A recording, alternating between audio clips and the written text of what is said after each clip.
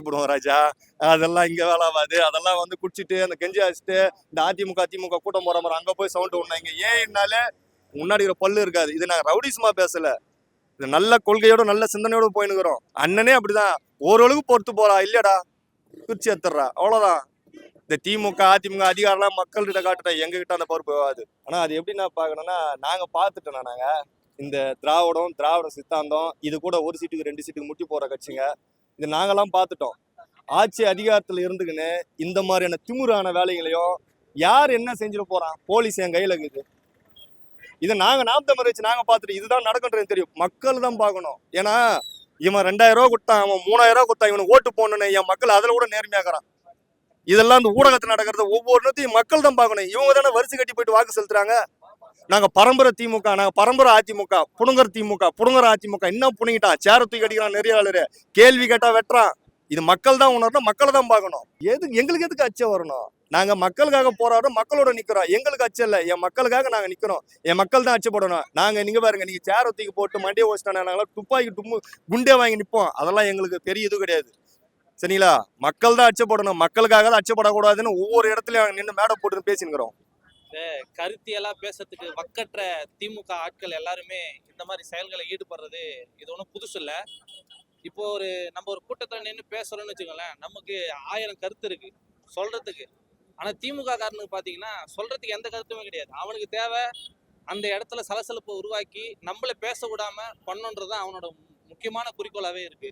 இப்ப இடுமான காத்தியன்னு வச்சுக்கோங்களேன், ஒரு பிரபலமான பேச்சாளர் மட்டும் இல்லாம நல்ல அரசியல் தெளிவுள்ள மனுஷன் யாருன்னு பாத்தீங்கன்னா இடுமான காத்தியன். அப்படி அவர் நின்று பேசினா அவர் கேட்கிற கேள்விக்கு பதில் சொல்ல முடியாத நிலையில இருக்கிறதுனாலதான் இந்த பிரச்சனையை உருவாக்கி விடுறாங்க. அதுக்கு தொடர்ந்து நாம் தமிழர் கட்சி பொறுப்பாளர்கள், நாம் தமிழர் கட்சி வேட்பாளர்கள் கேட்கிற கேள்விக்கு யாரிடமும் பதில் இல்லை. திமுகவா இருந்தாலும் சரி, அதிமுகவா இருந்தாலும் சரி, யாருக்கிட்டயுமே பதில் இல்லாததுனால அவங்க இந்த மாதிரி ஒரு பிரச்சனைகளை கிளப்பி அந்த கூட்டத்தை கலைக்கிறதுக்கான வேலைகளை பாக்குறாங்களே தவிர நாம் தமிழர் கட்சி கேட்கிற ஒவ்வொரு கேள்விக்கும் யாரிடமும் பதில் கிடையாது. கருத்து இல்லாதவங்க தாக்குதல் முற்படுவாங்க.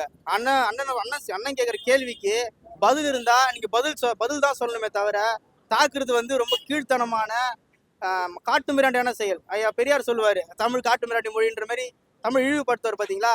அப்படி சொன்னவங்க தான் காட்டு மிராண்டியா இருக்கிறாங்களே தவிர தலைவர் பிரபாகரன் வழி வந்த பிள்ளைகள் நாங்க எல்லாம் கருத்தியல் ரீதியா கருத்துனா கருத்து, அரசியல்னா அரசியல், அதுவா மோதுவோமே தவிர நாங்க ஒருபோதும் இது மாதிரி வன்முறையில் ஈடுபட மாட்டோம்.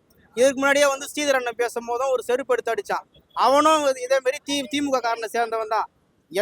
எந்த திராவிட கட்சியை ஆதரவாளர்களும் சரி, திராவிட கட்சியை பத்தி திராவிட கொள்கையில பேசுறவங்களும் சரி, நாம் தமிழ் கட்சியோடைய யாருக்கோட கேள்விக்கும் பதில் இல்லாத போனதால இப்ப அவங்க செருப்பையும் குச்சியையும் வன்முறையும் கையில் எடுக்க ஆரம்பிச்சிருக்காங்க. இது இவங்களுடைய கருத்தியல் தோல்வின்னு நான் பாக்குறேன். இல்ல, திமுக செய்து புதுசு ஒண்ணு இல்லை. ஏற்கனவே திமுக பார்த்தீங்கன்னா ரத்த கரை படிந்த மக்கள் தொண்டர்கள் திமுக. ஈழத்துல இனப்படுகொலையில் ரத்த கரை படிந்த ஒரு கரங்கள் தான் அது. அப்போ அங்கே புதுசு ஒன்றும் கிடையாது. அந்த ரத்த கரையும் தமிழ்நாட்டில் கரையை பார்க்குறாங்க. அதை நம்ம தடுக்க தான் நம்ம வந்திருக்கோம். ஸோ அதை தடுப்போம். இன்னைக்கு ஆளுங்கட்சியாக இருக்காங்க, ரத்தம் எதிர்பார்க்குறாங்க, நம்மளும் ரத்தம் எதிர்பார்ப்போம். அண்ணன் சொன்ன மாதிரி பச்சைமட்ட வைத்தியம் விரைவில் இருக்கும். கருத்து இல்லைங்க, அவங்க எப்படி ஓட்டு ஜெயிக்கிறாங்க? கருத்து அங்கே மோத முடியாது. ஏன் மோத முடியாது? அவங்க கருத்தியல் இல்லை, பணத்தை மட்டும் வச்சு ஜெயிக்கிறாங்க. பணத்தை வச்சு எப்படி பண்ணலாம், எப்படி மக்களை விலைக்கு வாங்கலாம், மக்களும் நம்ம ஏமாந்து போகிறோம்.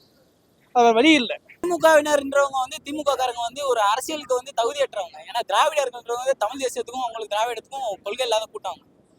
அவங்க எப்படி சொல்றது, திராவிட கூட்டம் அப்ப இருந்து இது வேற, இப்ப இருக்கிற திராவிட வேற.